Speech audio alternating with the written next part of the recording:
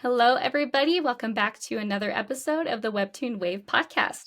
I'm your host, Audrey, and I have a very special guest today that I am a huge fan of. You may have seen her or read her comics, Where Tangents Meet, Siren's Lament, or Eaternal Nocturnal on Webtoon.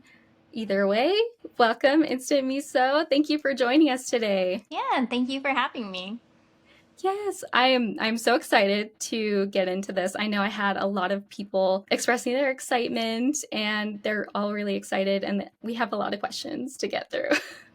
So I'm very excited. I think what I'll start with, so tell me about kind of how you got into webcomics, kind of what your journey looked like, or if there was like a particular moment that kind of sparked the idea for you. So I've been drawing just like hand-drawn comics ever since I was like 4. So basically for as long as I can remember. And it's always been a consistent hobby of mine. But when I was like on DeviantArt, DeviantArt. for those young people who don't know what DeviantArt is, it's an artist platform. I'm not sure if many people use it nowadays, but it's basically an artist site where people posted their art.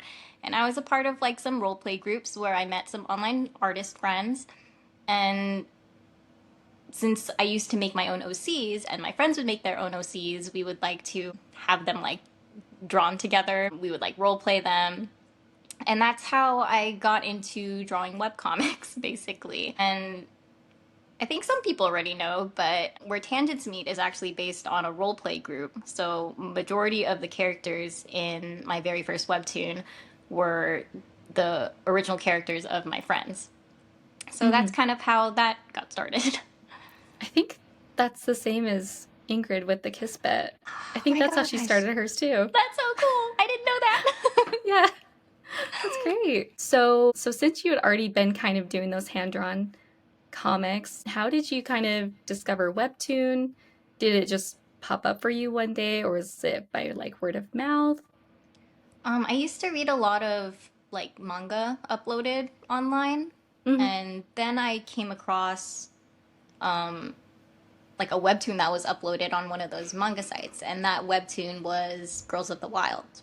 And I was like, oh my gosh, it's like fully colored, like the art style is gorgeous. And I remember I wanted like consistent updates, and I remember seeing that it was being uploaded on Webtoon, the app. So like back in 2014. So I downloaded it. Yeah. Without even knowing like, hey, this is going to be your job for the next like 10 years. But I wanted to read Girls of the Wilds, and I remember there was only like a few comics or like webtoons on the platform at that time, but that was like my number one. And I would like read the weekly updates just for Girls of the Wilds. Yes. So the artist Zena, like I'm still a huge fan of her. I believe she's doing Alexid right now. Oh, that's her. Gotcha. Yeah, she's amazing. She's still like a very big inspiration to me. Yeah. Yeah. So was she kind of the spark that drove you to like want to start publishing on? So I never really considered like publishing for real. It was more like, oh, I'm just gonna like do this for fun with my friends. And I remember my uncle mentioning like, hey, did you know like this platform Webtoon? I'm like, oh yeah, I know that platform. He's like, yeah, they're doing a competition right now. Like, why don't you submit a comic? Gotcha. And I was like, oh yeah, like there's cash prize money like in it. So I'm like heck yeah. Worth a try. And then we were talking about it before the interview, but that's when like everyone was on Canvas, but back then it was called Challenge League. And like that's when all the review bombs started happening. Because it was like during a competition and people wanted to like stand out, people wanted to like win. And honestly, I feel like Where Tangents Meet was doing a lot better on another site. Tapastic? Is it still called Tapastic? Oh, no, it's just Tapas. Okay, yeah. Well, I used to upload it on both Webtoon and Tapas. And it was actually doing a lot better over there. But I remember the day that I got an email. I was still in college, and I was like just sitting on campus with my laptop, and then I got the email one evening, and it's like, hey, we wanted to hire you as one of our original creators. And I still have that email, I think, too. Oh my Like, I gosh, saved that's so it. cute. And I was just all like, wow, this is the email that changed my life. But yeah, I Yeah. never ever considered like actually publishing like a webtoon and doing it as a job until I got that offer. And I was like, this is a thing that I could actually do. Yeah, that's amazing. Like, you kind of posted it like, yeah, there's competition. I'll enter. And like having like not very many Oh yeah, I didn't win. expectations. I didn't win. Oh, they just saw it. And they just saw it and they were like, Yeah, like "Oh, so gotcha." it was after the fact that they picked like a winner and stuff, and I was just like, oh well, like that was fun. Like I'm Yeah. still gonna upload comics because I was doing it for my friends and Yeah. stuff, and I was having fun with it, and it was something like to pass my time like as a hobby. But yeah, it just so happened that like hey, we're scouting you, and I was like, oh okay, cool. Nice. That's incredible. So yeah, that started 2014, right? 2015. It was like the beginning of 2015. 2015. Okay, okay. So with that experience, tell us about the prep work and everything you had to do before launch. Like, what did that process look like? I'm trying to remember like going back because where tangents meet chapters were like significantly shorter Mm-hmm. than my current ones right now. I'm trying to remember if they asked me to like combine chapters if Mm-hmm. possible.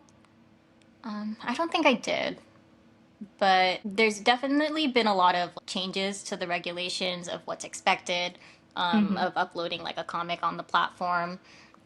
Even with like the daily pass, I remember when daily pass was introduced and Yeah. how like people didn't really like it Yeah.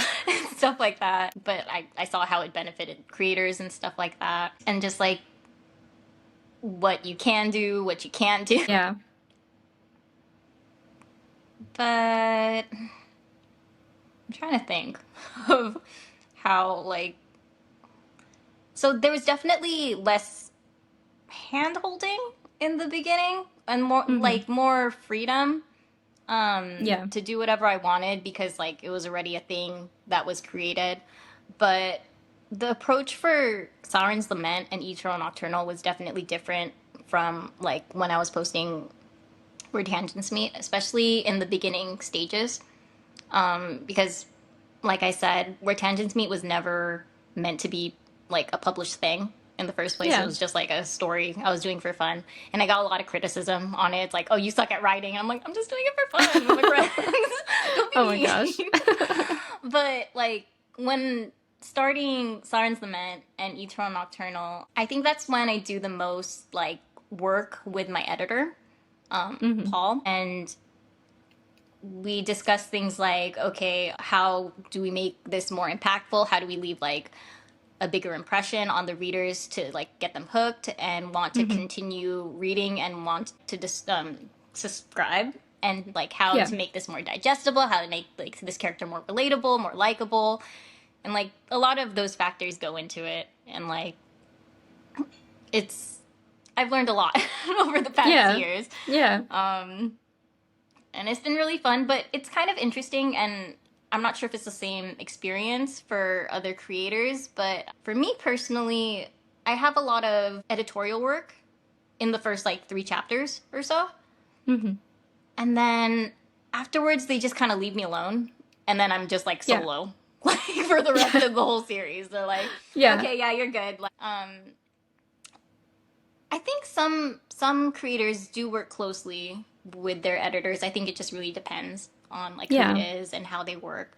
But for me personally, it's mostly like okay, I do a lot of like work and reviewing stuff with my editor in the very beginning stages, and then after that, he's like, okay, you're good, Yeah. do your thing. And I think because maybe like I just like work by myself, it's kind of hard to like send my work for review and Mm-hmm. then like get feedback and then like work on it some more within the span of Yeah. just like a week. So I think I've just have a trust with Webtoon. They're just like, okay, yeah, just do your thing and Yeah. whatever. Yeah. Mm-hmm.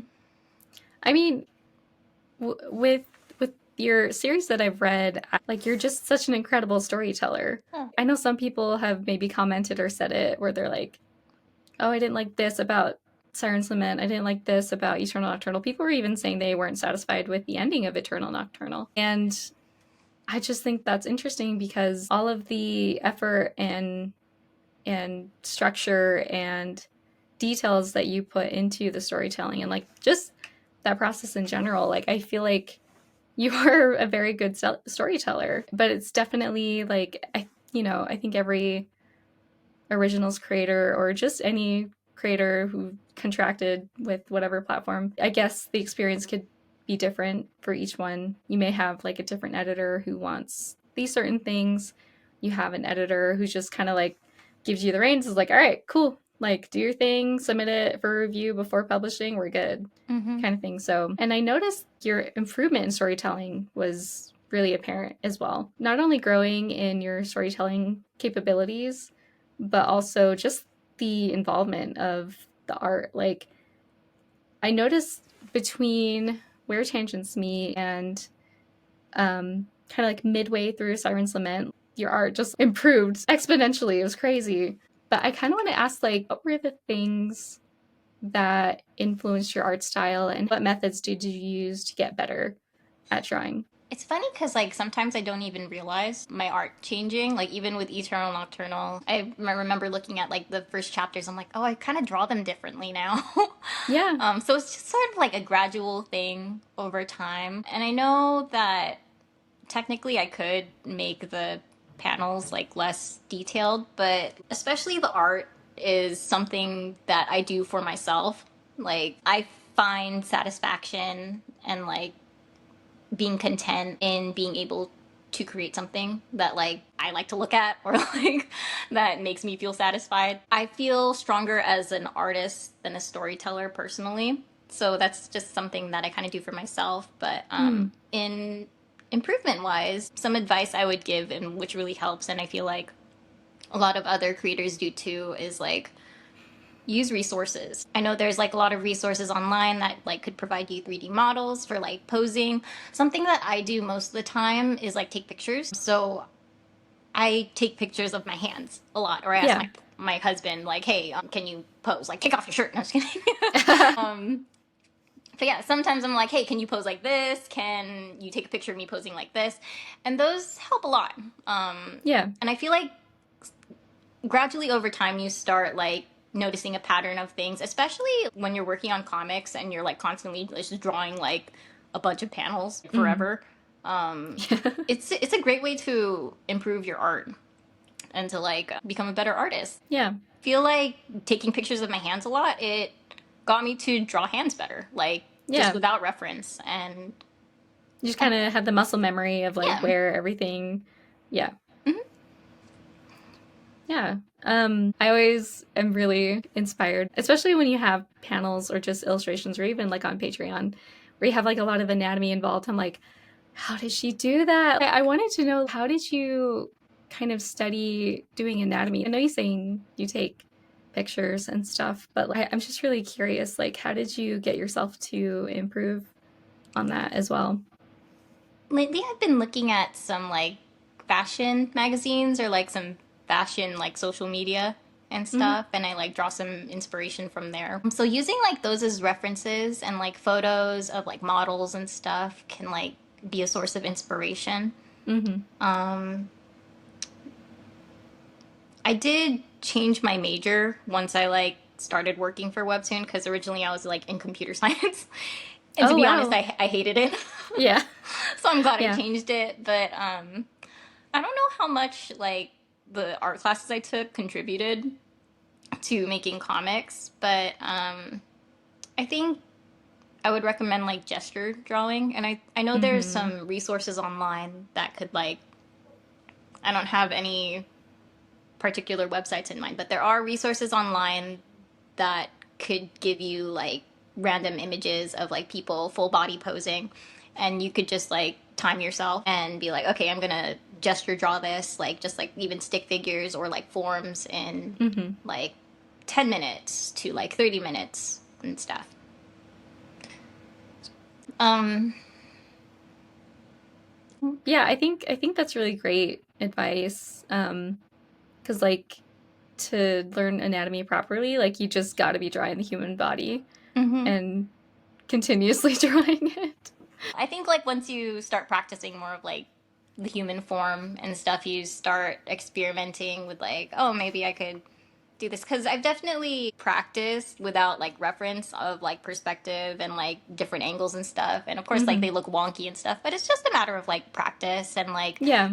getting a feel of like what looks right to you. And like sometimes it's even more impactful to have something that looks really exaggerated but not quite like correct, you know? Yeah, so I guess as time goes on, this is true for like any artist, like the more you practice, the more like your art style will just naturally change. Like I've seen my friends grow over the years and like their styles are like completely different, but their competency is just a lot higher. So it's like the more you learn, I guess, you know the fundamentals and so you can apply them to new techniques or just new methods to draw. Mm-hmm. I know people will want to have like a really quick way to improve, but honestly, you just got to practice over and over again and get a lot of that studying, like those studying hours in, because there's not a quick way to improve things. I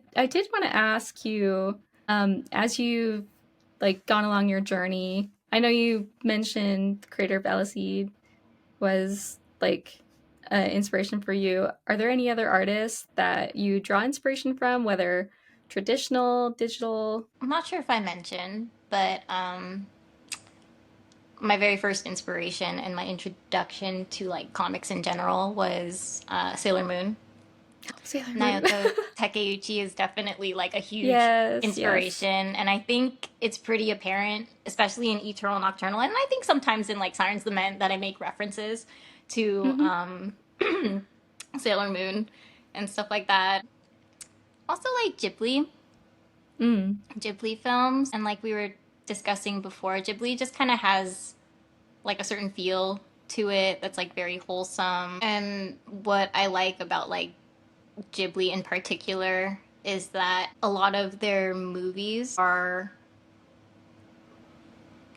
fantasy within like a modern setting or like, Mm. you know, modern day environment compared to like this is like Dungeons and Dragons or like this Yeah, is yeah. like I'm a princess in like this fantasy world. But like I really enjoy creating stories that like take place in the modern world and have like some little bit of like fantasy elements like introduced to it. And like it's I feel like it's a little bit hard to find those things like that type of genre in comparison to like I got isekai It's a novel into a set in novel medieval or where wherever. Yeah. I mean that's really apparent in A Siren's Lament and Eternal Nocturnal. It's all modern and then you have the Siren's Curse and Siren's Lament, and all the characters are very much in a modern setting. And then you have the Dream Eaters, and like Day is a Dream Eater, but it's like modern setting. And I think you do really well with it. The incorporation of both worlds ties in really nicely with both of those. But I mean, yeah, I love Takeuchi. She's incredible. Like I loved her like fashion uh, ones that she would draw. Like there's so mm-hmm. many gorgeous dresses that she would draw her characters in, and I'm like, man, I need to incorporate more fashion in my story. And I Mm-hmm. mean, Honey Lemon creator Courtney Worth It. Oh my She gosh, had she's a so minor. talented She's with so like talented. especially with She like the fashion stuff, like yes, she's got that down. Like yeah, she really does. mm-hmm. And you know, she actually had a. I think she was pursuing a minor in fashion, and then she kind of switched, and then she got into webcomics and then webtoon original. But yeah, like I was so impressed with that. And in at least in Eternal Nocturnal, whenever Eve had those dreams, the scenes were so beautiful and just so cinematic. And she'd wear like, the most beautiful dresses in the later episodes in season 2. But there are panels where she's wearing this like gorgeous princess dress and she's in a castle. And I was like, oh my gosh, they're so beautiful. Like it all just works really well together. But yeah, Takeuchi, she's a great inspiration for sure. I think she's like probably an inspiration to like a lot of like artists in our generation. Yeah. Especially like Yeah, millennials, and absolutely. even now, like even probably younger generations. But like, she's such an inspiration. Mm-hmm. Are there currently any artists that are like really inspiring to you, or is it more just those other creators? I'm trying to think because there's a lot of artists that I admire, especially on social media, including like a lot of other webtoon creators. I'm just like, Yeah. God damn, they're like they're so talented. How do you have Yeah. time to also work on your comic and like also make these like elaborate, Oh like my gosh, right? beautiful images? Like how? It's That's what I say too.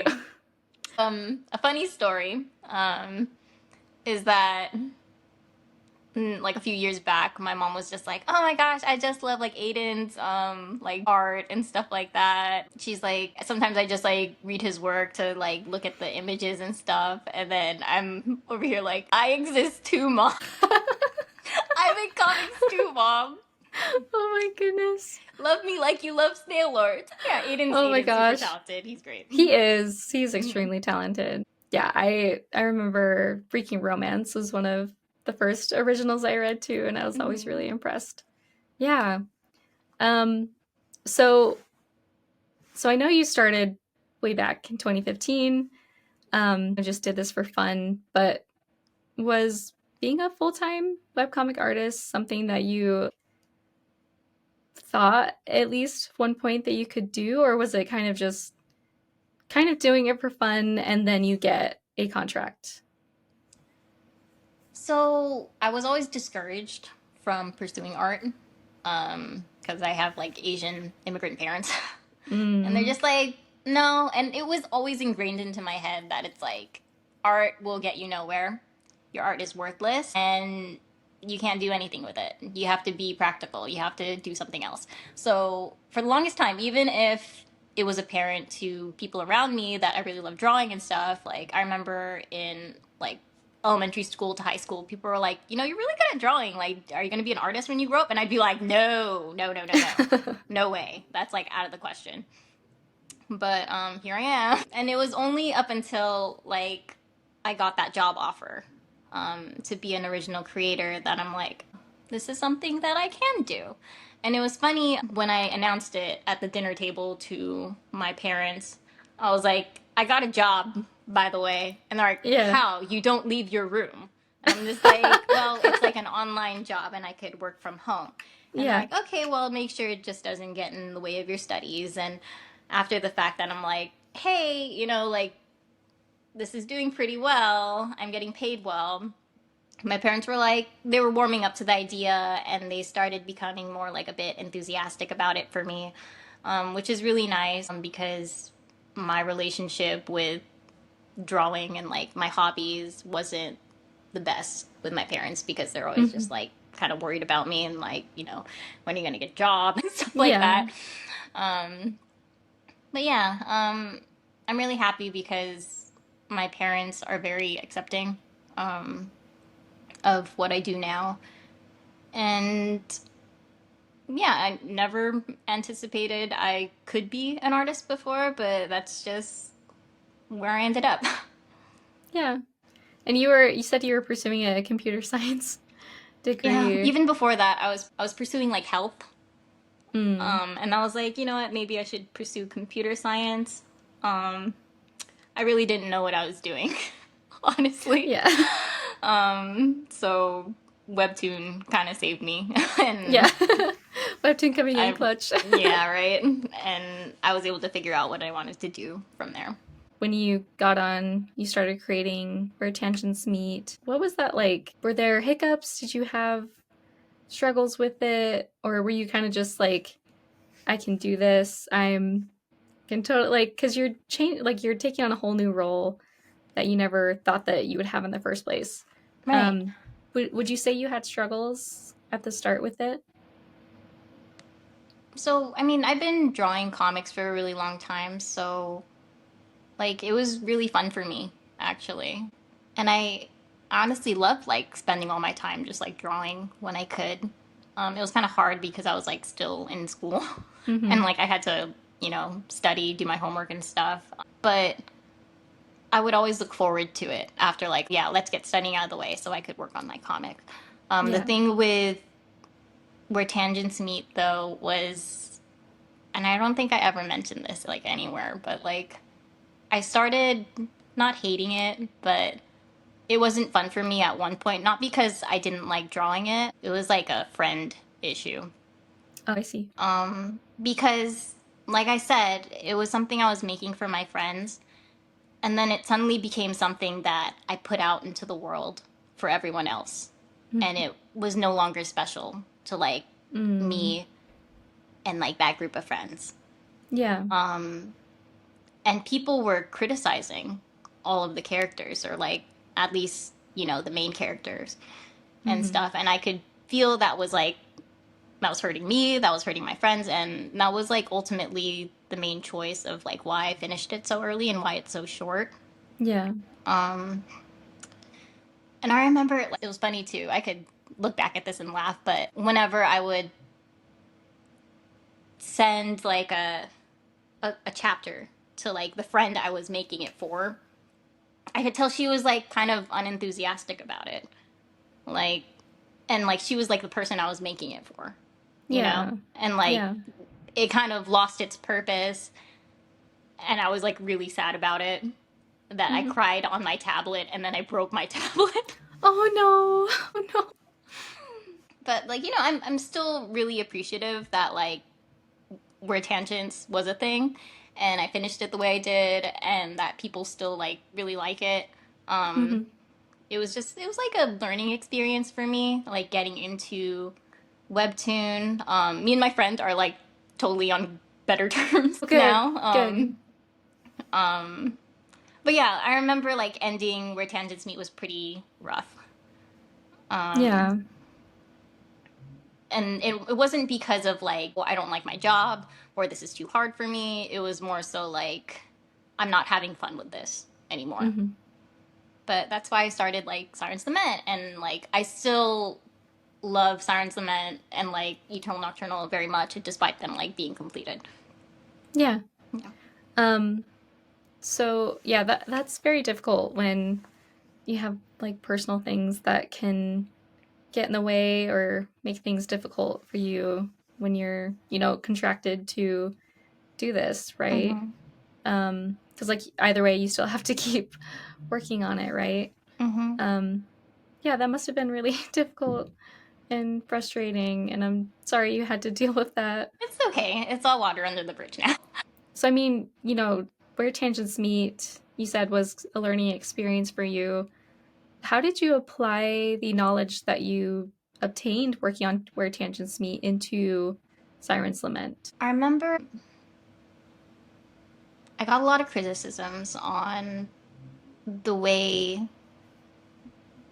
characters were portrayed, especially Mm-hmm. in like characterization. And I think it mostly had to do with the writing of the stories because, of course, Where Tangents Meet was based on like role plays and like it was honestly like we use tropes like without a care, like Yeah. this is what I like, I'm gonna put it in here, and it was just like kind of like pure and like I don't care, like this is what I like, this is what I'm gonna like have our characters do. But then it got a lot of criticism. It's like, oh, that's so cliche. That was like the word I heard all the time while making like Where Mm-hmm. Tangents Meet. So when I approached Siren's Lament, it was definitely like, how do I make this more original? How do I like put a twist on things? Yeah, after, and I think retention speed also drove me to not improve, but to show off my skills as a writer. Mm-hmm. Because a lot of people were judging my writing based on like these role plays that we Yeah. did. So it kind of gave me the fuel for Siren's Lament to be like, this is what I'm made of, Yeah. you know? And to be honest, a lot of those negative comments that were like, you suck at writing, you're an okay artist, but like, you know, you'll never be a good like writer or anything. I used to, yeah, Where Tangents Meet was pretty bad. Like, I got a lot of, that was the most I've ever gotten like negative feedback. Yeah. Yeah. So, but it was better that I got it then. So, like, I was used to it already in like the next series and stuff. But it got significantly better. Yeah. And I was like more seasoned and more prepared to take those kinds of criticisms. Yeah. But yeah, if anything, like people started criticizing me less about my writing when I was more true to my writing style. Mm-hmm. Yeah. I mean, I think like since Where Tangents Meet was your first real project, there are going to be people who are more critical of it. And, you know, I see beginner webcomic artists be starting and people are already Like jumping bashing it. on, you know, bashing it, being Mm-hmm. critical, rape bombing them. And, you know, I had one friend, she experienced that and it almost discouraged her from completely pursuing webcomics as a passion, Right. like completely.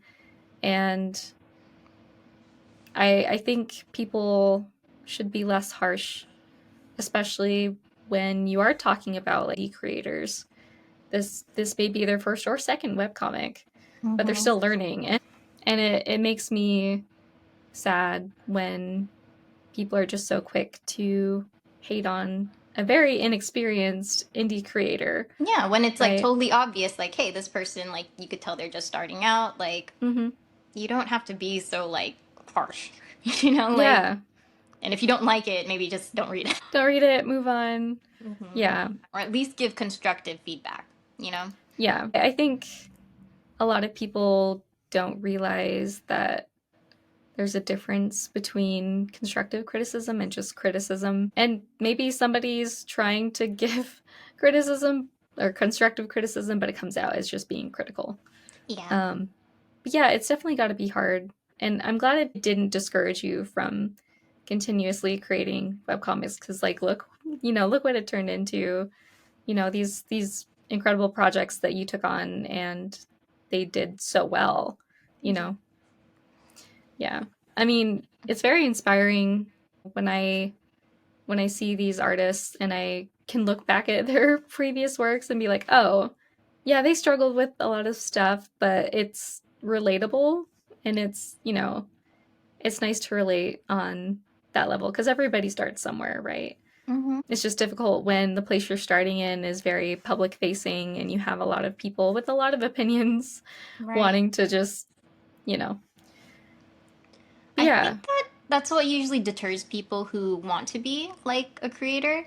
Um, but I feel like a lot of their concerns are like, oh, well, I'm going to wait until I get better.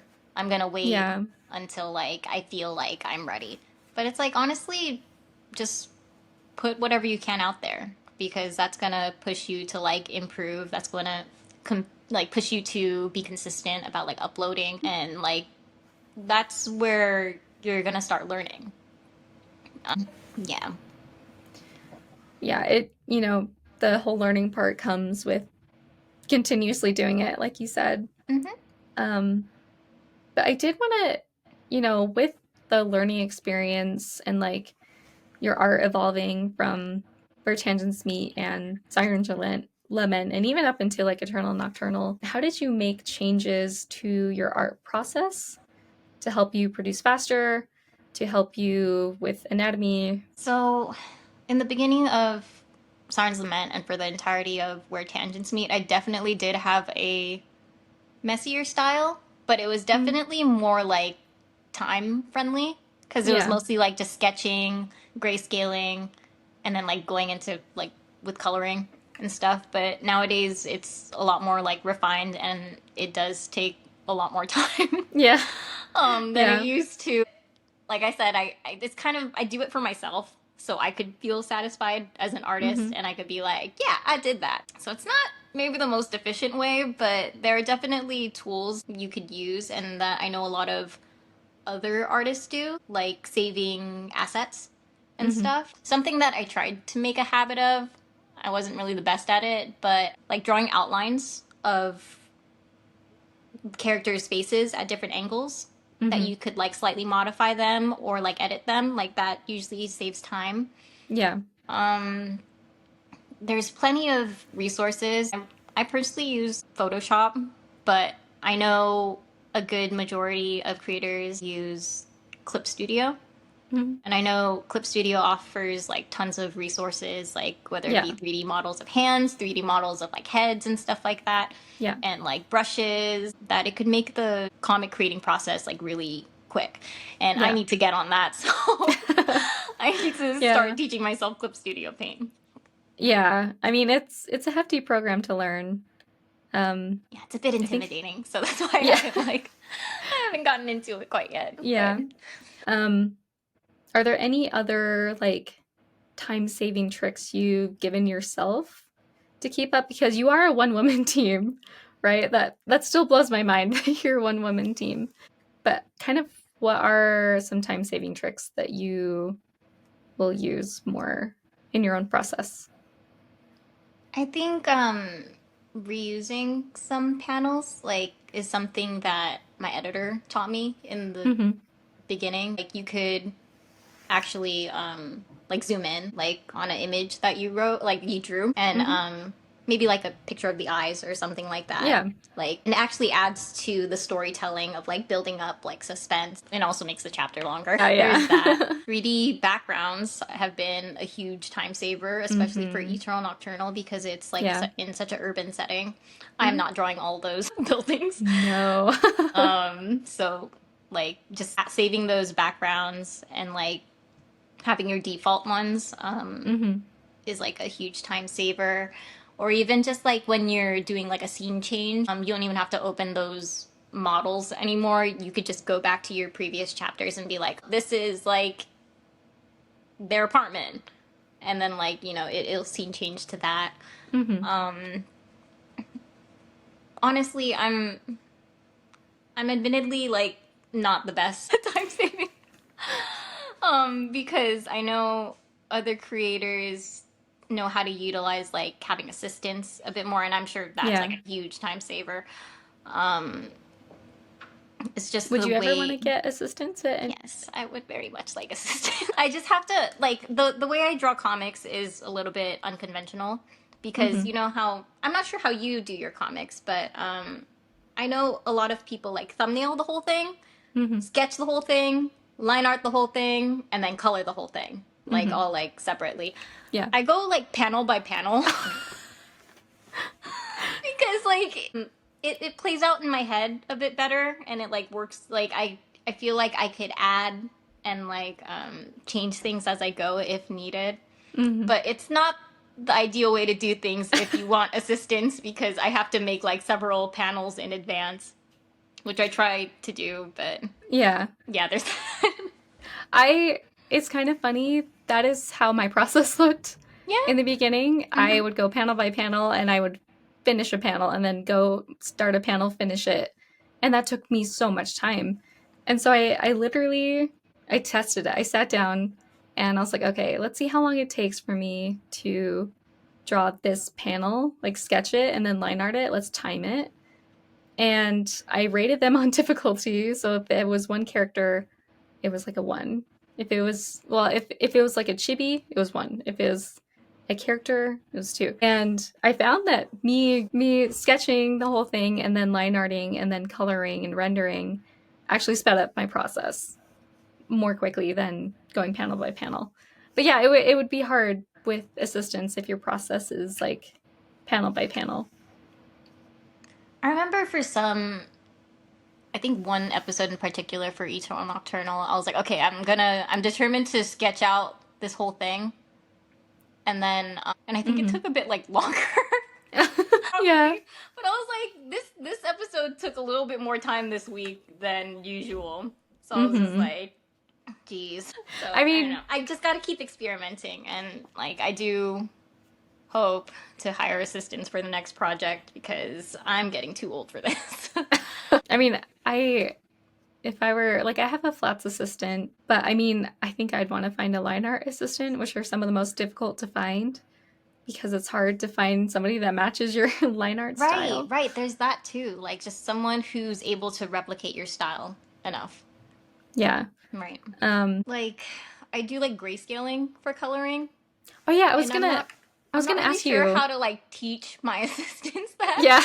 Or like cuz I go about it in a very particular way. So like Hmm. I've experimented with a friend who has helped me out like especially for like the very last like the finale Yeah, I episode saw since it that. was so long. I was like she helped with maybe like 7 panels or so. Hmm. But they were all like flat like base colors. Like Yeah. I didn't have her do any like grayscaling or anything. But it helped a lot. Like it was nice to not worry about it and be Yeah. like, "Hey, can you help me out with this?" Hmm. I got to figure out a better way to distribute the work Yeah. instead of handling it all on my own.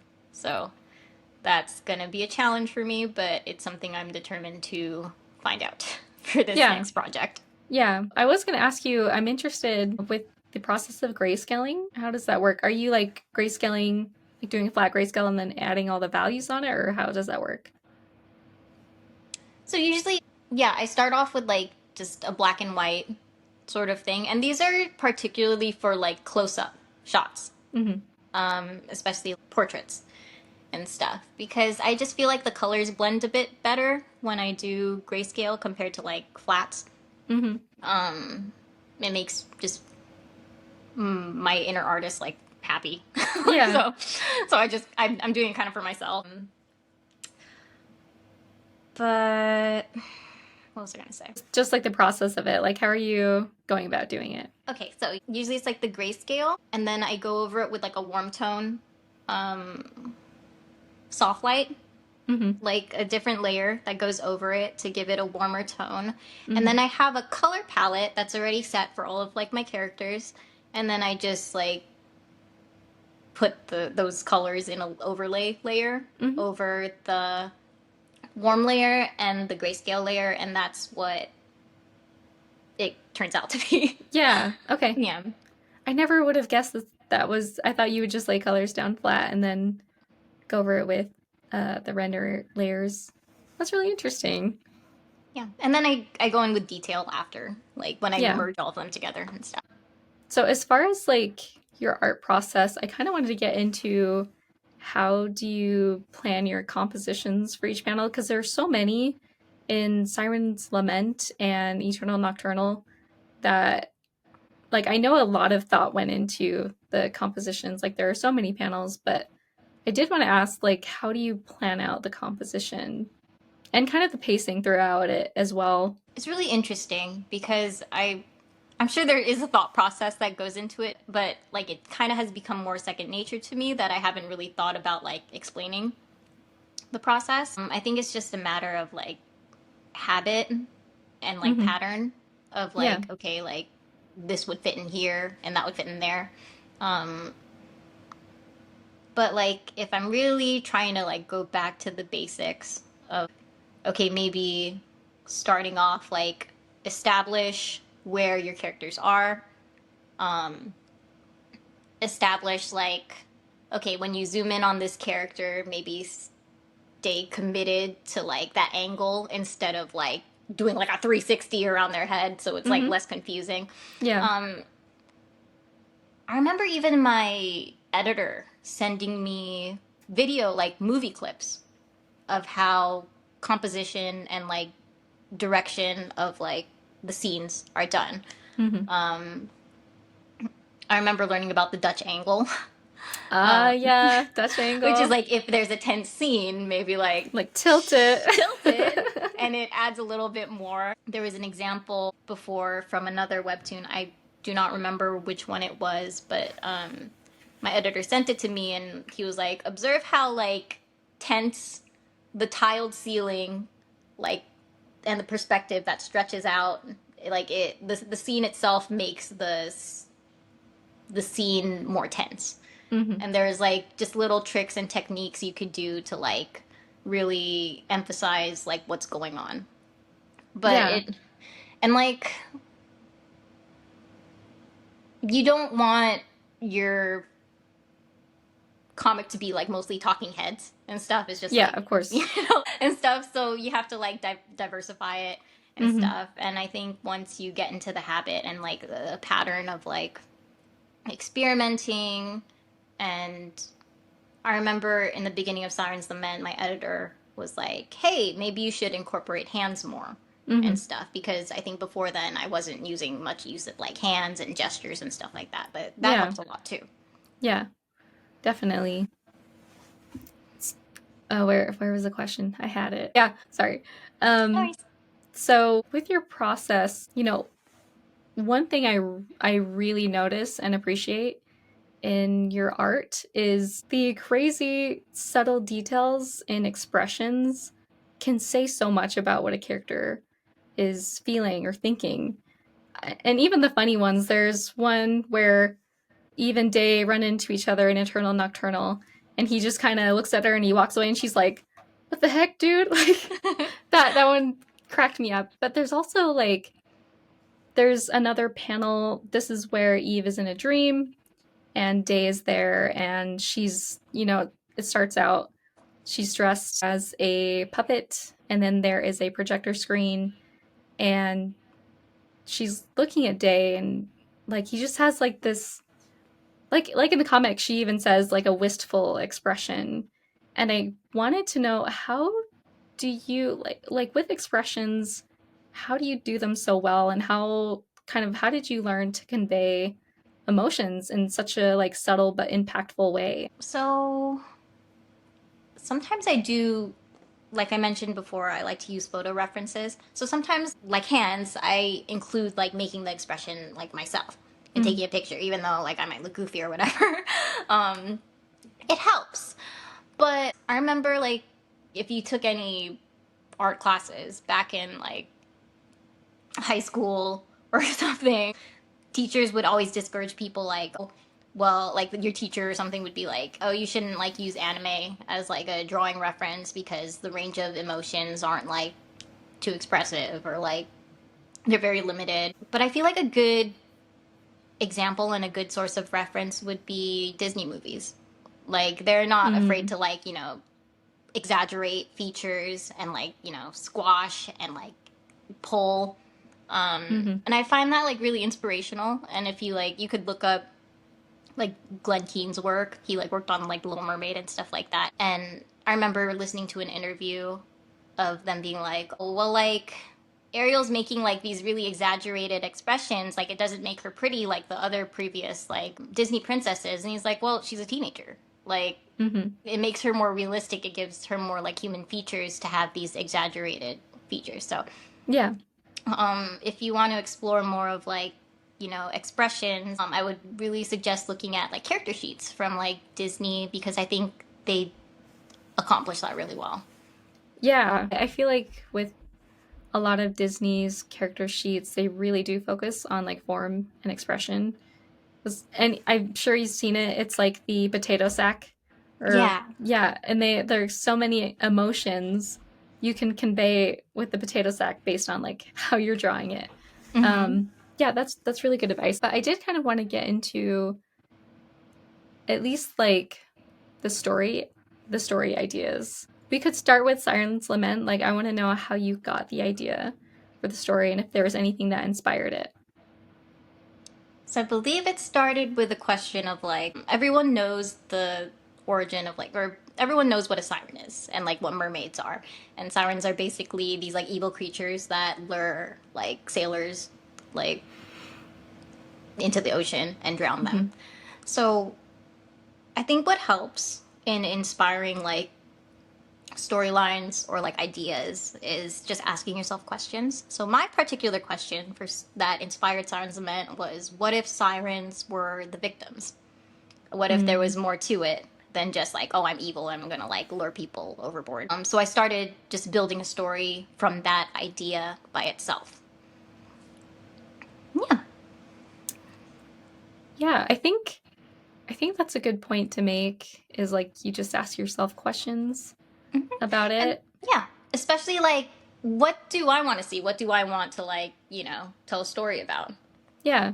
Like what is interesting to me, what and it was really interesting because I remember a long time ago someone was like, I want to do this, but I'm afraid that's not going to be like popular or people Mm, won't like it as much. But like, honestly, you should just stick to people should stick to doing things that they're passionate about. hmm. Otherwise, like, you could get bored of it easily, and if you're just doing it for the sake of like what you think other people like, there won't be any like passion in it. Yeah. So, for the sake of like, staying in love with your project, I highly encourage people like to pursue what they want to tell stories about versus like, oh, this is what I think will do well. Because, Yeah. it'll really shine when you tell stories about things that you love. Yeah, exactly. Mm-hmm. I think that's incredible advice to give. I think, I've been asked this many times too, where it's like, how did you come up with the story? And like some of my followers saying, oh, I just like they're formulating a story, but they're worried that people won't like it. And that's what I tell them. I'm like, well, first of all, that story's got to be something that you are passionate about, that you love. Build a story that you fall in love with, build the characters that you yourself just love. Because in the end, like if you're only making a story because you think other people will like it, you won't want to continue making it at some point. And what advice could you give to people who are making a webcomic and like how to write a villain that has layers and more to them than just being a villain? So, my advice would be to draw inspiration from either your personal life, Mm-hmm. or just like interactions that you've had or observed from like other people in your life or like someone that you've come across. Like, even if like people in your life haven't really inspired like a really creepy person or like Yeah. a major villain or anything, you could like watch shows and take note of like, oh, how is this villain done well? How is like, what don't you like? How like this person is written or this character is written. Um, I think it's good to observe like just from any source of media. It doesn't have to be like web comics. It could be from like reading a book. It Mm-hmm. could be from like watching movies. Just observe things with like a critical mindset and like how characters are written. Cherry, I could relate to Eve in a way that I did have a friend who was really cool and she had my back at certain times, like back in high school, but she became like my biggest bully. And it was deeply rooted in that she was insecure. Mm-hmm. So I feel like a lot of inspiration comes from like my own personal life in writing Cherry, but also weirdly enough, I could relate to Cherry in some sort of way too, Mm-hmm. in like feeling the need to produce like content and feeling insecure that like what if they don't like it, what if they don't like me anymore, like or the things that I create or put out there and stuff. So in order to make her like a believable antagonist, I draw references to like people I've known in the past and also myself. You Yeah. could also like look and like at flaws within yourself and be like, just be observant and Yeah. like it was funny because I was in another interview where I was saying that like I feel like I put a little bit of myself into like each character almost. And this was like during Siren's Lament, and she was like, so where does Krim come from? Like the creepy shark tooth Mm-hmm. soothsayer guy. And I'm just like, oh, shoot, actually, maybe I could be creepy sometimes. So maybe that's Oh where the gosh. inspiration comes from. But Yeah. yeah, it's just like observe what you like, take the things in media that you think are well done, take note of it, put it aside, store it in your head. And for the things that you don't like, also store those in your head and take note of it. Be like, okay, how can I improve this? Just, yeah, Yeah. things like that. Yeah, I think that's a really good technique to use in storytelling is drawing upon people in your own life when you're thinking of writing your characters. And like, so I mean, it's great because you can add like with the antagonist, you can add more to their life and personality and experiences with someone in your own personal life that may be some kind of antagonist. And And yeah, hopefully they don't read it. I mean, yeah.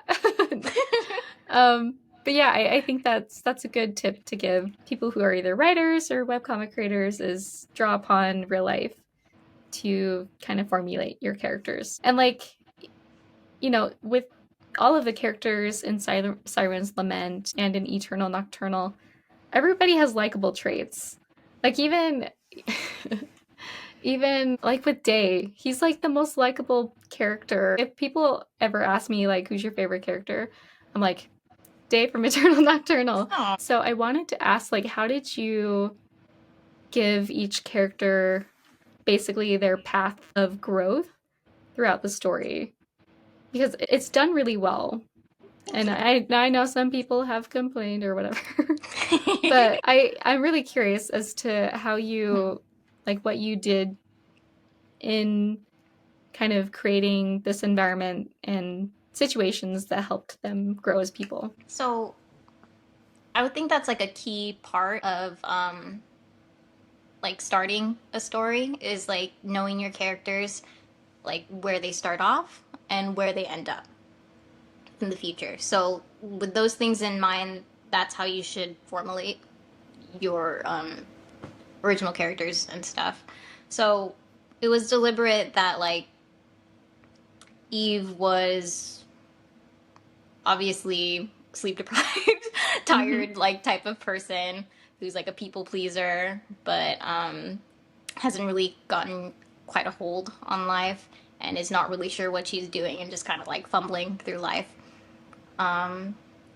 Whereas we have like Day, who's kind of like the contrast to her, who's just like taking it day by day and like, oh well, I'll just go wherever the wind takes me and like just do whatever I want without thinking about too much of the future, while Eve is like stressing about the future. And I kind of like that concept of them kind of learning from each other and growing from each other. I thought that was like really romantic. It's very romantic. And if you know me, I'm definitely like a friends to lover type of person. Like I'm really into that. Yeah. So it's really heavily based on that, of them like growing together. And from the very start, I did know that like, hey, this is where I want Eve to end up. I want her to be a little bit not more carefree, but to embrace like you know, her passions and be more like free with her heart. And as for Day, from the very start, I was like, this guy's gonna have commitment issues. But like in writing stories, it's good to know the beginning and end, especially. So in terms of plot, I think that's really important, but also like characters. Like, how do you want this character to start off? How do you want this character to end? And then you could figure out the middle, like as you go. Because that's typically how I go about it. Some people, I think, have like it all figured out, but I have inklings of like the story, and then I piece it together as I go. Yeah. But I definitely have a beginning and an end for like each story most of the time. Yeah, I think, you know, when I first started, I was like, I have to know exactly everything that needs to happen up until the end. It is hard. And like within that process, it's like, okay, I know the beginning, I know the end, but like, what are the things, like, how do I pace it right? Like, do I need to know like at least the key parts of the plot, or can I just wing it through the story? But I mean, like with your stories that you create, how do you find those middle parts? Do you have like the major events or incidents that happen, and then you kind of just write around them, or how do you do it? That's a good question. So I know like key parts of like, okay, we need to get from point A to point B. And like it is a weekly process of like, okay, I'm gonna like each week, like I sit down with like a blank document and like this is gonna be the script with the goal of like, okay, point A to point B, but how are we gonna get there? So like I said before, it's a lot of asking myself questions. What do I want to happen? Like, and like you also have to take into account like making things on a weekly basis. Like you have to make sure each chapter is contributing something to the story and moving the story like along. Mm-hmm. It has to add something to the plot or like progress it forward. So with that in mind, like you could just go from point A to point B, but constantly ask yourself questions like, okay, how would this interaction go down? Maybe give yourself a few like options of like, oh, it could go this way, it could go that way. Which way do I want it to go? Just like entertain a lot of ideas in your mind, and then whichever you like best, go with that and piece the rest together. Yeah. I think that's how it mostly works in my mind. And, being a webcomic creator, and especially in your situation where you do have deadlines and you have contractual obligations with like episode length, like how do you balance those constraints with like the pacing? Because you can only do so many panels per episode on a weekly basis.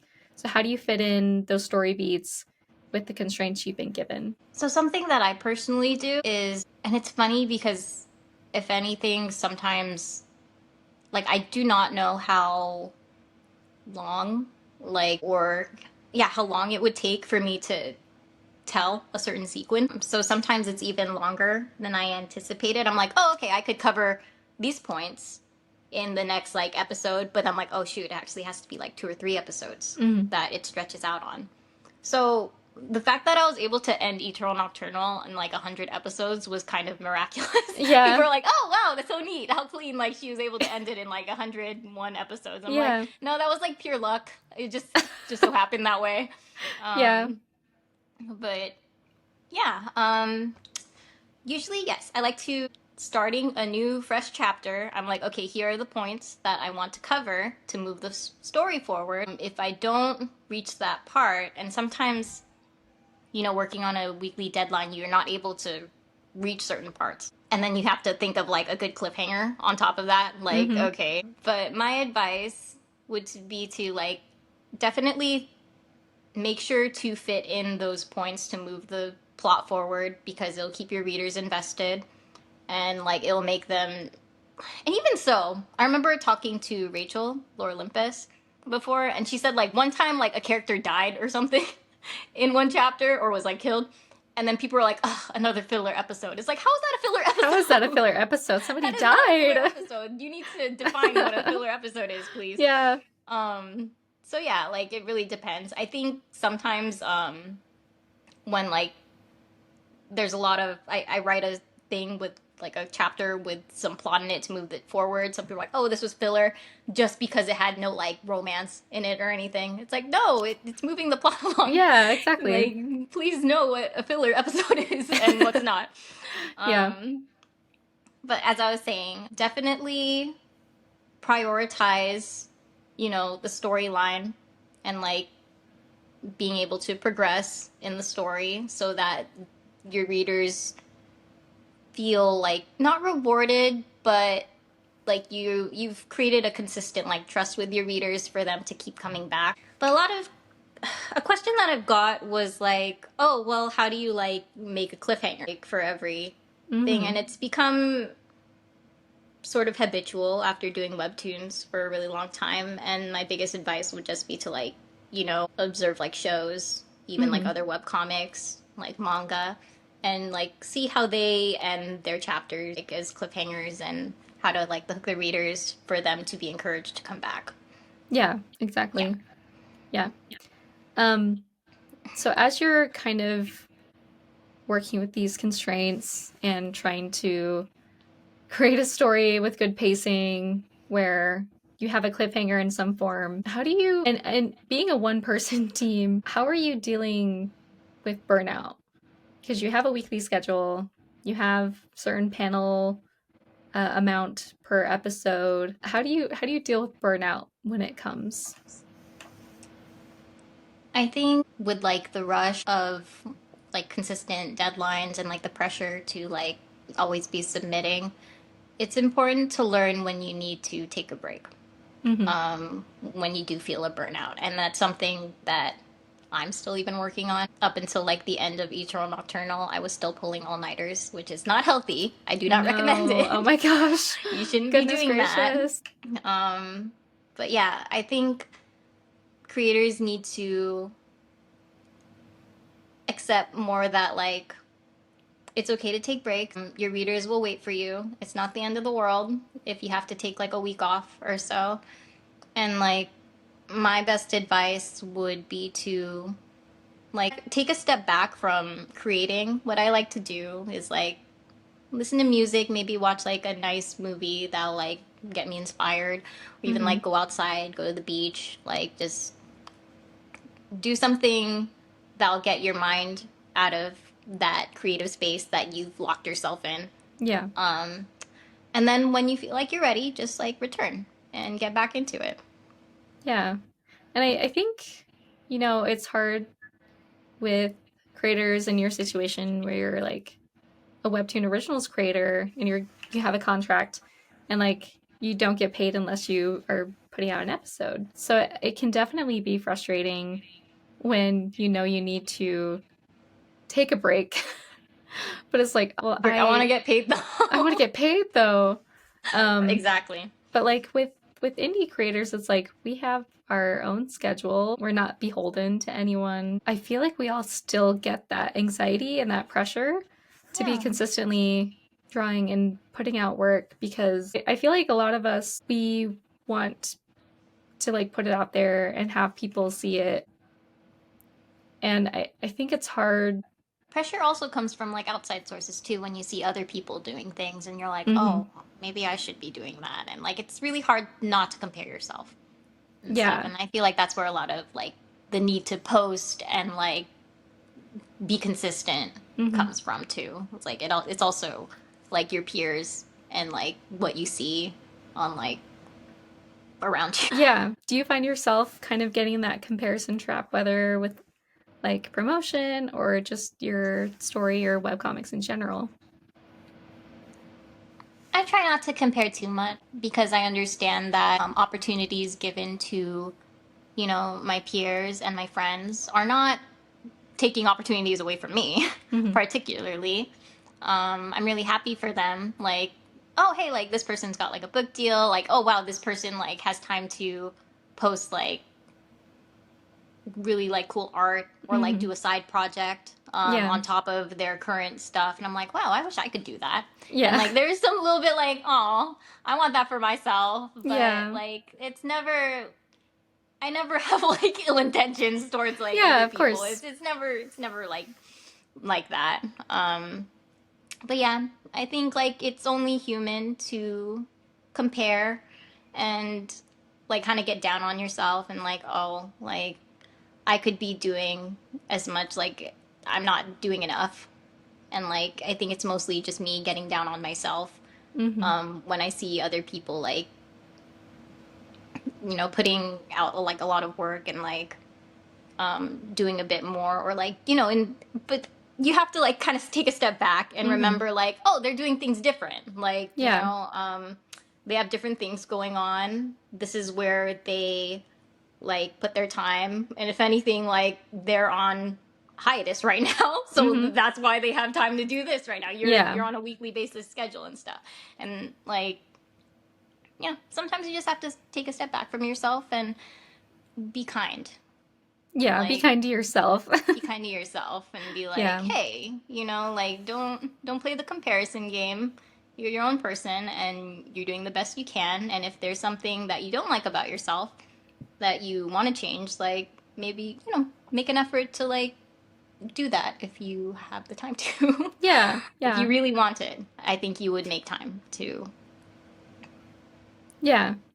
I feel like creatives, people in general, can get in that comparison trap.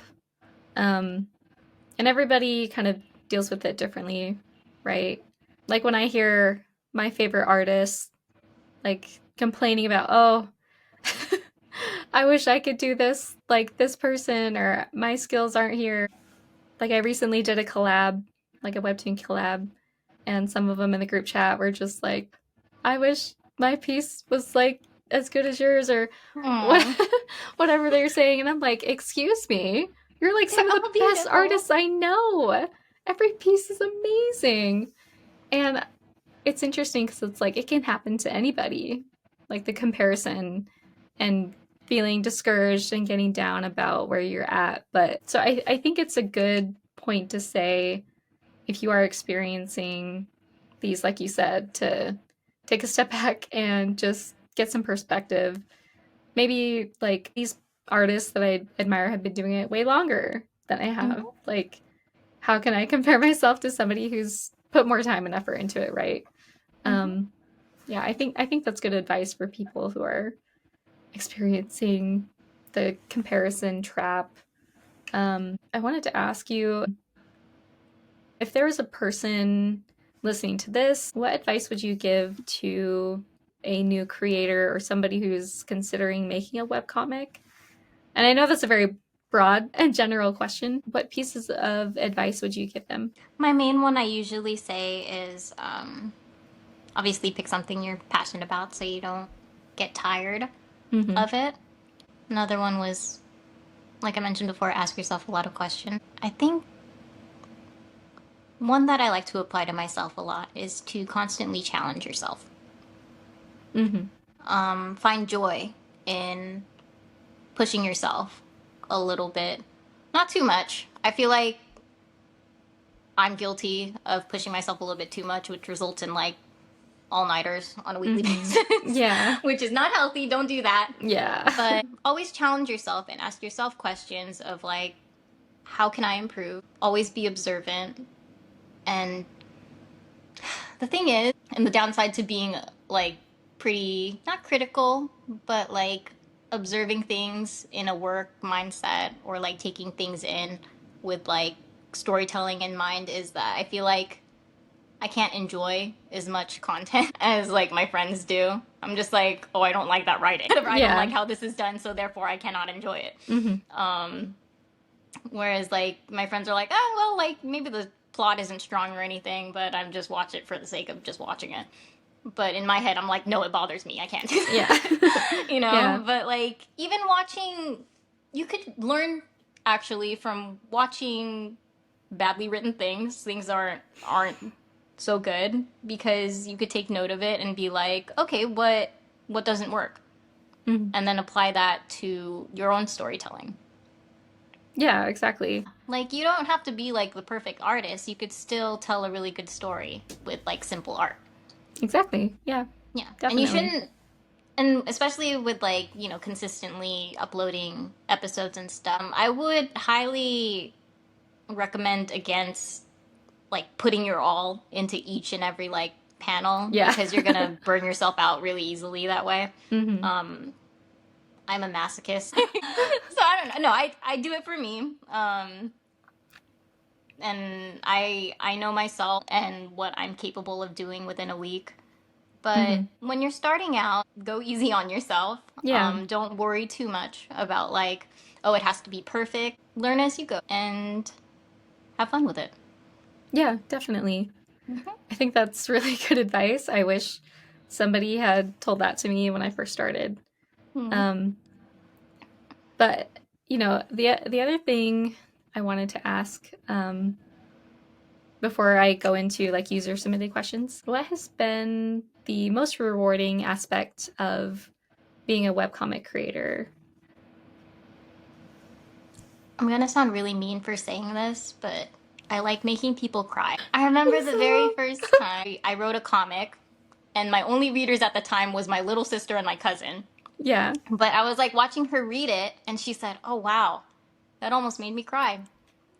And I was like, damn, like one of these days I'm going to make someone cry, and that's going to be like my goal in telling a story. So after Siren's Lament, I made like a bunch of people cry, and like Yep. that was the most rewarding thing like in the world. I was like, Reading the yes, comments, I people. did it. Let me drink Oh your my tears. goodness. Just kidding. No, but it's something so like magical and rewarding to be able to like affect people's emotions and touch the hearts of people through simply something you created. It's Yeah, like it's absolutely. art, you know? It's it's so cool. Yeah. I definitely cried at the ending of Siren's Lament. I cried during Eternal Nocturnal finale. I'm not ashamed to admit it. I was more It's like I was more crying because it's like my favorite series is ending. like, What am I supposed to do on Wednesday nights now? mm.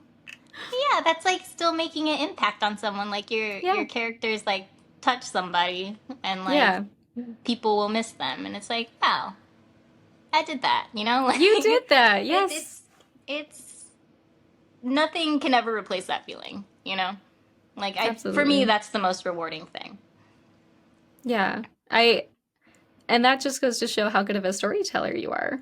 Thank you. If you It's really can flattering. like be able to make a connection to a reader through the story and they'll get emotional about it or they'll get passionate about it. I think that is a really good sign that you know how to be a good storyteller.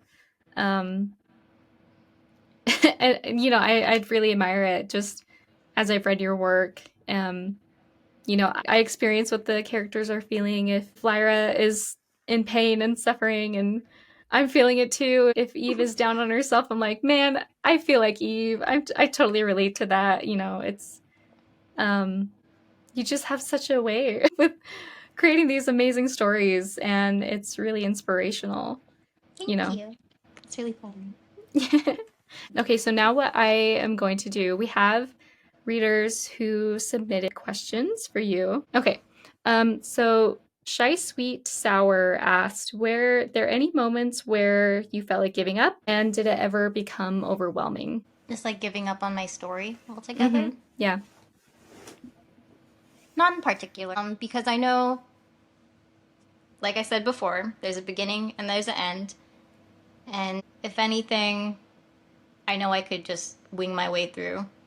And an interesting conversation that I had with my husband was I was like, I wish I was more organized, honestly, when it comes to like how I structure my stories. And it is kind of like winging it with like having the beats and like winging what's in between. Mm-hmm. But I know how my brain works, and I know that it'll like connect and work out in the end if I think about it long enough. Mm-hmm. And my husband was like, that's confident. Like, Yeah. you're not just winging it, you have confidence in your abilities. And I Mm-hmm. was like, oh, I never thought of it that way. Like, thank you, honey. That's really nice. Yeah. Like, that makes me feel better about myself instead of feeling like disorganized or something. Yeah. That's great. Um, so yeah, I think if you give yourself enough grace and enough time, you can figure it out. You know, like you don't have to give up on your story. It could still be salvageable. Yeah. Um, you know, just maybe take some time, maybe get a second opinion from like someone else that, Mm-hmm. you know, not just like from a random stranger, but you know, like Yeah. from someone whose like opinion you would like value Mm-hmm. and like, you know, take like like, you know, take suggestions. That'll maybe spark some more questions in your mind on how you could approach your story in a Mm-hmm. different way. There are definitely times, I think, for me, like during really heavy chapters, I remember particularly the chapters with about Day's parents' backstory. That was pretty heavy, and I had to drag my feet like to like finish those episodes, just because they were like kind of depressing. Mm-hmm. And that's not really like the stuff I'm into writing about.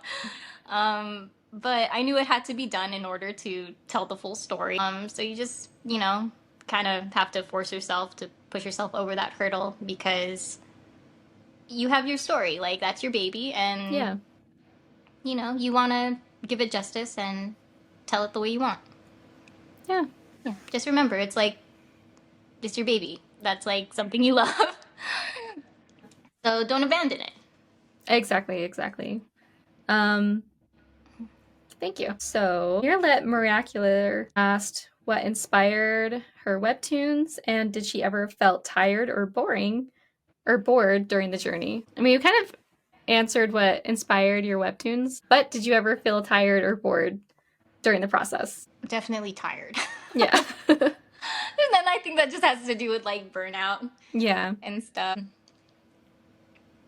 And it also has to do with like outside factors too. I remember, I think like particularly Siren's Lament, there was a point in my storytelling that I could tell did suffer a bit. Just because of like outside factors that was going on in my life. I wasn't in a good place. And I think that reflected in my work and being able to tell the story like Mm-hmm. I wanted. Yeah. So, but like I said earlier, I think creators should give themselves like grace and they should learn to take a step back when they need to, when they feel like burnout, even with all the pressure and stuff. It will do less harm instead of like forcing yourself to put out things that you're no longer passionate about, that you feel forced to like, oh, I'm just doing this and like not really like caring what you put Yeah. out. Compared to like giving yourself a breather and then returning and like kind of remembering like, hey, I'm doing this because I love it. Shadows Vaporized asked, how do you stay consistent with uploads and manage your time? I mean, I know we kind of talked about the all-nighters thing, but um, yeah, how do you better manage your time? I don't. I don't. I miss my family. I miss my husband. Oh my goodness. When sometimes that's the case. Like sometimes because it's something that I'm so passionate about, I choose to put a lot of my time and effort into my work. And that's just something that my inner circle of people that I know personally in my life and who are close to me have understood. They're like, oh yeah, she's busy. She's going to be busy like every day, like for the next like however long until she goes Yeah. on a break. Yeah. With that said, I don't think that's very good advice. I believe I need to, you know, balance my time a bit better. So it's something that I'm learning myself still. Yeah. But if you're starting out, find a good pace for you. Because as someone who's been doing this for almost a decade, I know what I'm capable of and what I can put out, given like what time that I have, like in 7 days. But for someone starting out, like you're still getting like a feel of that.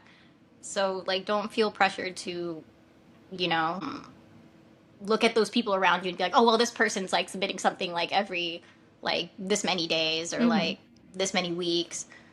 Go at your own pace and find what's comfortable for you. And in the end, it's all about like consistency.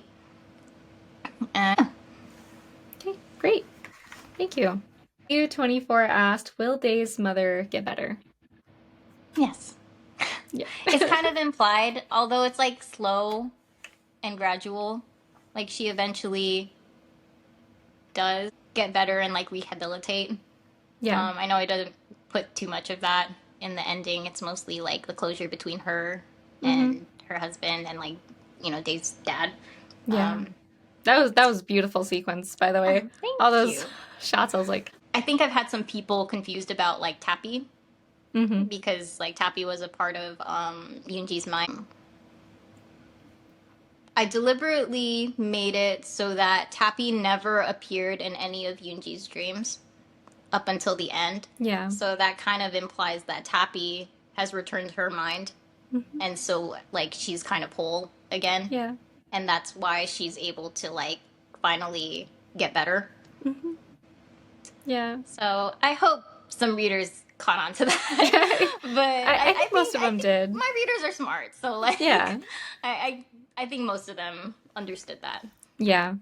And I think, like, honestly, and I won't say too much about it, but I mean, when this gets released, I mean, everybody will have read the finale, Right. right? But what I loved about the ending in particular is it left the door open in the sense, like, everyone's story continues. Like, we still get a nice closure with the relationships, with the antagonists in it, and I think we can kind of imagine like how their lives ended shaping out. I know some people were like, "What? There's so much story left to be told. Like, how can she end it so soon?" And I was like, "Well, you just gotta read it." Like, I mean, I tell people, I'm like, it wrapped up really beautifully, in my opinion. Thank you. Yes, someone recently said to me like, "Oh, it could have easily been like 100 more chapters. I felt like it was rushed." And I'm like, "Easy for who? easy, easy for nobody. What? Who? Who are you talking about?"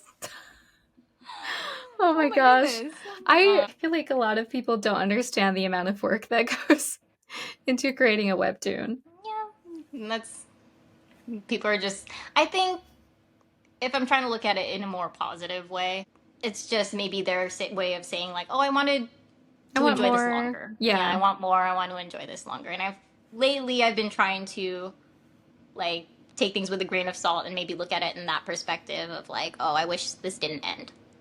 I kind of wanted more. And I know a lot of people like may have wanted, "Oh, I wanted to see more scenes when it's just them in their daily life, like Hmm. being a couple, being like fluffy and lovey-dovey." Yeah. But at that point there's like no more plot and the message of the story is over. So Yeah, I exactly. feel no need to be like, "Oh, here's the rest of the story" or anything because Yeah. there's no more story left to tell. Yeah, exactly. Yeah, Like I don't want to like, stretch it out any longer than it needs to be. exactly. Okay. Um, oh, so Strawberry asked, do you have some stories that were put onto the side but would like to make in the future? Rarely, no. Um, it's really interesting because I see a lot of my other like friend creators say like, "Oh, I have so many ideas. Like, it's just a matter of like, it's kind of a struggle for me to pick one to like commit to and like go with." As for me though, I'm very like particular and like I have to make sure I'm like 100% in love with it. Yeah. So there's only like just very few stories that I entertain in my mind. And then once I have that in mind, I just like stick to it and I roll with it. Yeah. And I make my mind all about that. Yeah. Um, I'm trying to think of any other like, I think, and although it's not my like expertise or anything, it would be nice to write like a one shot about like a horror story. Every so often, I think of Yeah. like horror stories in my head, but I could never make like a whole full on series about Hmm. it. I admire people who like, are in the horror genre Hmm. and make like, an ongoing narrative, but I think if I were to try that for myself, it would just have to be like a one shot. Yeah. Yeah. But that's something I like That's so in the back different of from my what you, mind. it's I so know, different I from what love you do. horror though. I love horror. You're, you're like I do. Ingrid, because Ingrid, like, hers is all fluffy and wholesome, but she loves true crime. She loves horror. Like I did Same not boat. expect that to come out of your mouth. I think it's funny, but like, I think a one shot horror, you would do it really well. Like even those dream phantoms, like the designs and like their creepy little faces. I'm like, she could do a horror webcomic if she wanted. Yeah, maybe just a short story, but Yeah, yeah, every so often I think like, "Oh, that would be like a really like kind of scary moment or like instant or scenario." yeah. But, I just don't have the time or I never like get myself to make any horror stories. I mean, we kind of touched on this. When Ladios are asked, when storyboarding, how do you figure out which shot would best fit with the dialogue? I guess they're asking like, how do you compose a panel based on the dialogue? I think you have to consider not just the dialogue, but the context of the situation too. I'm thinking. Oh, you're good. Think away. I'm thinking. Like like I mentioned before, if you wanted to establish like a setting, like okay, this is where they are now, it's usually good to like do a far away shot of like okay, establishing this is where we are at right now. If you want to put emphasis on like and make a scene a bit more impactful, that for my editor personally, he told me, he gave me YouTube clips and was like, okay, observe like this, and it wasn't even like romance clips. Yeah. I think he sent me a clip of Inglorious Bastards. Yeah. And I was like, okay, yeah, no, I totally see like, you know, the how it's directed. Like where do they zoom in? Like what they focus on? What makes it more tense? What makes things more like romantic? What makes things more emotional? Like zooming in on their face, getting all the details of their expression. And it's also a part of storytelling too, of like, you know, maybe you're showing a shot of like a character who's hiding something from the person who they're talking to. And it's just, there's a lot of things you could do, and that's constantly, definitely something you're always thinking about when you're composing a chapter. It's like, okay, gotta move on to the next one. How is this going to be shot? How is like, you know, this going to be? And especially dealing with some time constraints, there's definitely some shortcuts a lot of creators do of just like zooming in and stuff. And you do have to kind of like pick and choose which ones you want to like, you know, kind of recycle with. Yeah. But you don't want to be too repetitive either. And it's just like kind of a balancing act of like making it not too repetitive, but also like delivering the dialogue, the images, and the story like cohesively. Yeah. I hope that makes sense. Yeah. Yes, it does. It does make sense. So, I mean, we've touched a lot on storytelling, but Ladios Art's other question was, how do you practice storytelling? So I'm gonna go back, way back to when I was like 4 years old, and I was reading Sailor Moon comics. And basically, I just made my own like Sailor Scout character, and then like I put them in situations in the like, you know, similar to Sailor Moon. Like, oh, okay, they're gonna fight the bad guy and stuff, and you play with that from there. Yeah. You know, just like like I said before, ask yourself a lot of questions. Like, ask yourself, what do you want to see in a story? And, like, what do you think would be cool? So you could, like, you know, have fun, like, fleshing it out. Yeah. Okay. Becky225 asked, inspirations for the artwork and character designs, favorite part of the artwork and storyline, and also she asked what your favorite music is. Favorite music? Wait, that was a lot. So I know, it's like the first one. Inspirations the first one for the was artwork and character designs. artwork and character. I think it's really important to do a lot of like sketches. It could be like different sketches and stuff, or if you have an idea in your mind of how you want your characters to look, sometimes you already have the idea in your head and you just have to like sketch it out and like refine it as you go. I'm actually in that process right now for my next series, which is really interesting. But going back to Eaternal Nocturnal, for instance, and even Siren's Lament, they had some pretty different initial designs. But I would personally suggest knowing their personalities first before like giving them like physical attributes, because I think that helps like express like who they are. Like once you know their personality, like you know Dave's fangs and his like spiky hair. Yeah. I think that goes very well with his personality. Something that I kind of wish I did for Eve was make her have like a messier hairstyle, so she looked a little bit more unkempt. Yeah.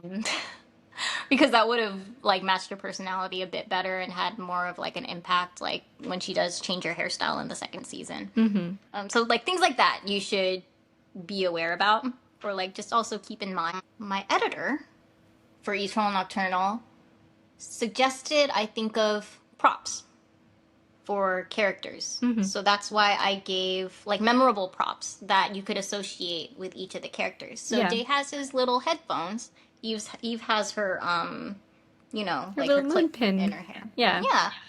And like if you think about other like shows and animes and stuff, they usually have like their little signature thing that makes them like stand out from the other characters. Like, you know, Pokemon, Ash has like his hat, and like Sailor Moon, she has like her buns, her signature buns and stuff. So in character design, there are some things like that you should keep in mind to, you know, leave a impression Yeah, definitely. on like your readers and like something memorable about them, which is something I hadn't really like thought of before when my editor was like, hey, like, you know, like he gave me that suggestion. I'm just like, oh yeah, that's good advice. It is really good advice, especially when it comes down to character design. Like, you need to know your characters and who they Right. are before you can even like give them physical attributes. Yeah. So she also asked, what is your favorite part of the artwork and the storyline? I don't know if she meant with one comic in particular Or like the process. or the process. Maybe the process. Mm. Like maybe your favorite part in the art process and maybe your favorite part in the storytelling process. My favorite part in the art process is probably like the coloring and stuff, because that's when like I see it more like fully fleshed out. Yeah. I'm like, yay, it became a thing. Yeah. You know? And like that's why I'm a little bit more unconventional in like coloring my stuff. I do it for myself, and it's where I find like most joy and satisfaction as like an artist. Yeah. In storytelling, it's nice knowing like all of the things that are later to be revealed. Obviously because like, you know, you're right. But like when you finally reach the parts where it's like the aha moment, or like, oh, this is like how it happened, or like just revealing like some type of truth, that part's really rewarding. Yeah, absolutely. And that's one of my favorite parts of storytelling. Also, like, I really enjoy, obviously, like as a romance creator, I like writing like fluffy romantic moments in the story, because it's like, well, you know me, I'm like kind of a slow burn type of person. Yeah. And when you finally hit those like milestones, it's like, yes, finally. satisfying. Yeah, exactly. So it's fun making those scenes too. Yeah, definitely. And it's fun for the readers too, you know. Oh, and then she also asked your favorite music. I have a lot of music that I listen to, but I think based on my Spotify, like, you know, playlist, it's probably majority pop. But yeah, I listen to a lot of music while I'm working. If it's not music, it's usually audiobooks. Yeah. Yeah. What audiobooks do you listen to? Like the genre? A lot of Stephen King. Stephen King. Nice. Starry Rim asked, we kind of touched on it, but maybe you could give like a quicker answer. They asked what your usual process is when making a webtoon. Like, Okay. what do you start out first? Like, you could use like your process for Eternal Nocturnal. Like, what are you starting out with first when you're creating the story, and then kind of what your art process looks like drawing it out. So a good metaphor that I like to use is like, think of it as writing an essay. Like, you have your thesis statement, which is your message that you want to portray consistently throughout your story, so it doesn't like stray away. So you always remember that. You have the beginning, your intro, and your conclusion already in mind, and you figure out your body paragraphs as you go. So that's basically my process in writing. For art, you said? Yeah. The art process? Like we mentioned, I'm a bit unconventional, but I usually go panel by panel. But it's really important to know the beats of that particular chapter you're working on, what you want to portray, and what you want to get across to your readers, whether it be just like a funny moment or, something really important in the plot. And if you can't get everything in that one chapter, I think it's important to be able to deliver something that makes the readers think the chapter was worthwhile. And that could be even like fan service. It could be something as simple as that. Like, Fan honestly, service, yeah. honestly, although no, I don't want to base the whole chapter around just like, a hot character or whatever. That could be, even if it's like a tense chapter or something, and maybe there's no romance or anything. If you put like a scene in there that leaves a good impression or like a memorable impression or something that the readers like, I think the readers would think it's worthwhile and encourage them to come back every week or whenever you make an upload. Yeah, definitely. Yeah. You could also give a shorter answer to this because I know we covered it. Duchess Art 1 asked, well, she started with, how did you start your webtoon journey? Sorry if that's basic knowledge already. Basically just making comics for fun.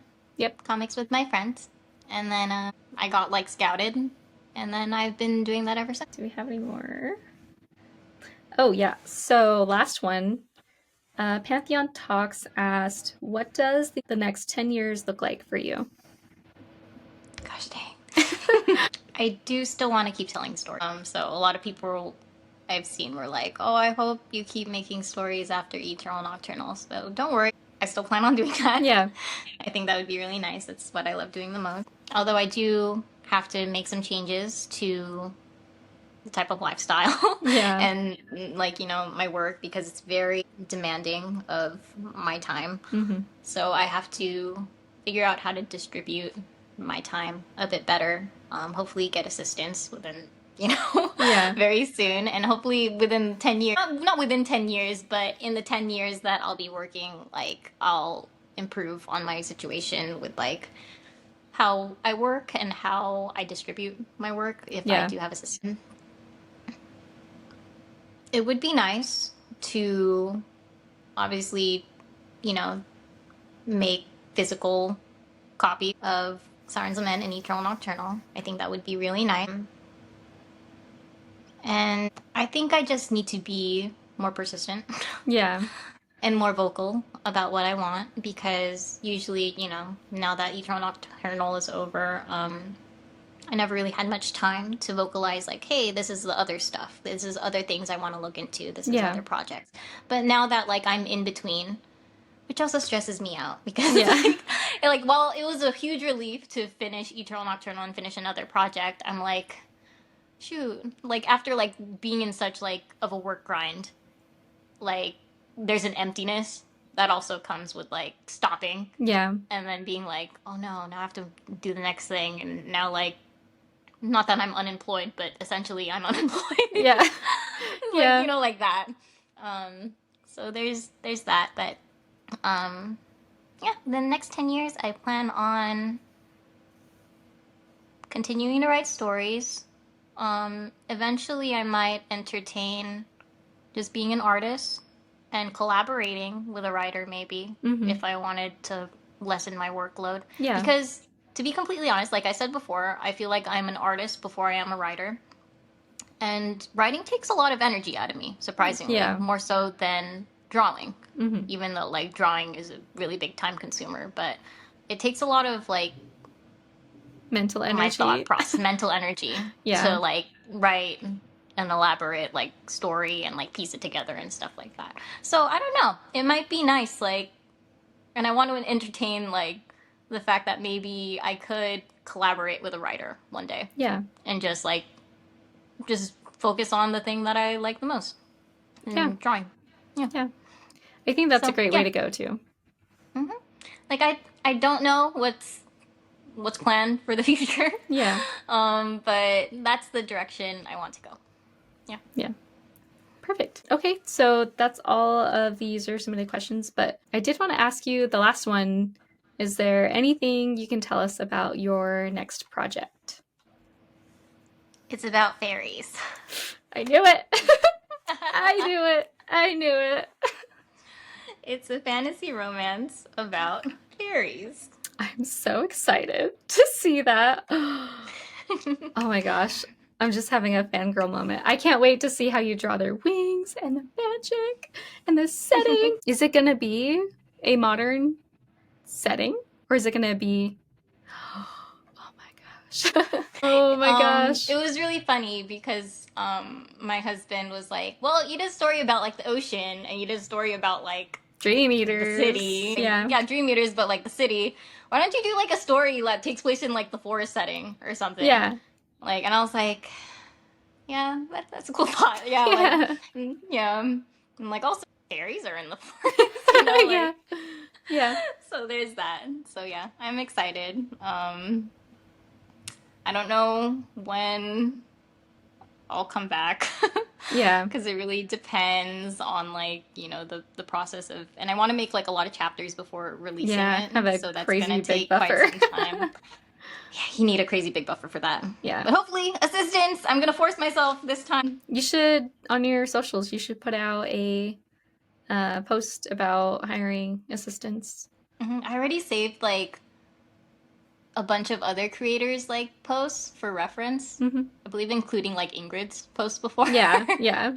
I was like, she does like good not you know, not advertisements, but like, you know, just kind of how to structure the how to design. structure it. Yeah. I've taken a picture of some people's and I have them saved.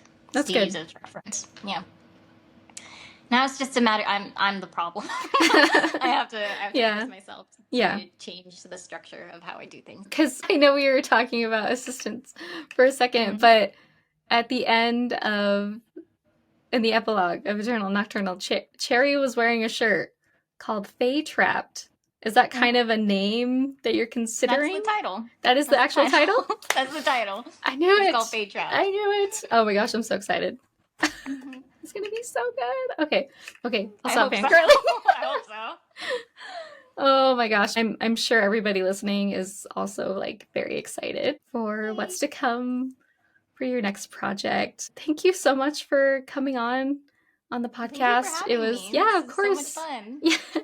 It was really fun and it was really great to get into like your process, how you started and like where you see yourself and so thank you so much for joining us. I will include Miso's social links and her Webtoon links in the show notes. Go follow her on Instagram. You can follow her at Instantmiso Soup. You can follow her at Eaternal Nocturnal or Siren's Lament. And then go read her webcomics on Webtoon there.